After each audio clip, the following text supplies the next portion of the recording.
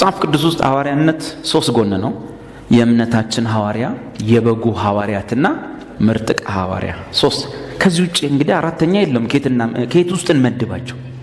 አጣን። ቢኖር እኮ አራተኛ እንመድባቸዋለን። ያለው ግን የእምነታችን ሐዋርያ ብዛት 1፣ ስሙ ኢየሱስ ክርስቶስ፣ ጥቅስ ዕብራውያን ምዕራፍ 3። ሌሎቹስ የበጉ ሐዋርያት ብዛት 12። ጳውሎስ እንኳን እዛ ውስጥ መግባት አይችልም። ይሁዳ እንኳን ቢወጣ ማቲያስ ነው የሚገባው እንጂ ጳውሎስ መግባት አይችልም። ለምን? የበጉ ሐዋርያ ለመሆን መስፈርት አለው። ምንድን መስፈርቱ? ኢየሱስ ከተጠመቀበት ቀን እስካረገበት ቀን አብሮ የወጣ የገባ ያየ ሰው፣ ሲጠመቅም ሲያርግም ያየ ሰው። ሐዋርያት ሥራ ምዕራፍ 1 አይደለም?